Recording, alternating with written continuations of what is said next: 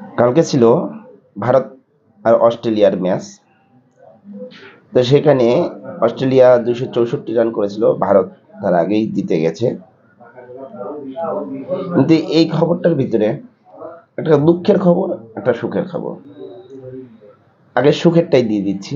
সেটা হচ্ছে ভারত জিতে গেছে এবং ভারতের যত সমর্থকরা ছিল সবাই রাস্তায় বেরিয়ে বেশ উল্লাস করছে। আর দুঃখের খবর হয়েছে এটা, কারো বাবা হেরে গেছে। দুঃখের খবর, কার বাবা হেরে গেছে? বাংলাদেশের। বাংলাদেশ আর পাকিস্তানের বাবা হেরে গেছে। এটা হচ্ছে সব থেকে বেশি দুঃখের খবর। কেন বলছি বলেন তো? এই যে বাংলাদেশিরা প্রথমে তারা হেরেছে, পাকিস্তান হেরেছে, পরে নিউজিল্যান্ডকে গিয়ে বাপ বানাইছে।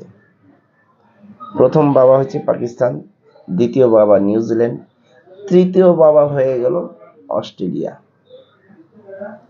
বরাবর এই বাংলাদেশ, পাকিস্তান এরা সবসময় ভারতের বিরোধিতা করে।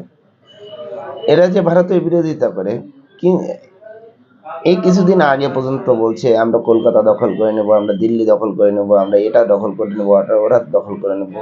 আবার বলছে যে ভারত যাদের মামা বাড়ি, বাংলা ছাড়ো তাড়াতাড়ি।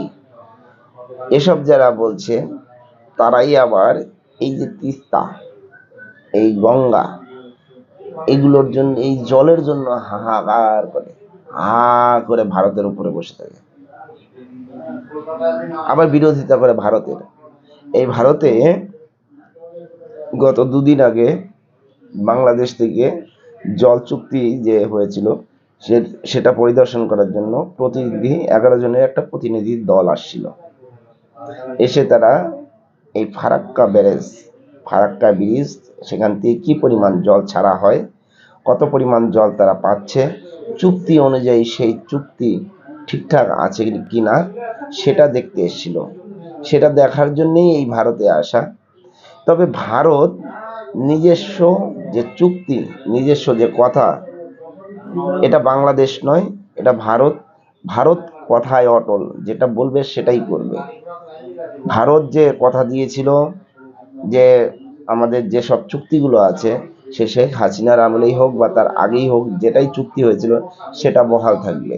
তাই বাংলাদেশে এত কিছু হওয়ার পরও ভারত থেকে চাল, ডাল, তেল, নুন ইত্যাদি ইত্যাদি সব কিছু প্রতিনিয়ত গেছে। চুক্তি অনুযায়ী যা যা দরকার ছিল সবই গেছে। সেই চুক্তির ভিতরে এই ফারাক্কা নদীর জল বা আমাদের গঙ্গা নদীর জল যে পরিমাণ যাওয়ার কথা ছিল সেই পরিমাণ যাচ্ছে কিনা সেটা দেখার জন্য এই বাংলাদেশ থেকে প্রতিনিধি দলরা এসেছিল।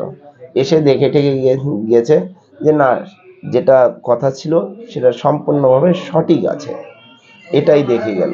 কিন্তু এই বাংলাদেশ এই যে বিরোধিতা করছে, তার ফলস্বরূপ কি পাচ্ছে আলটিমেটলি কি পাচ্ছে?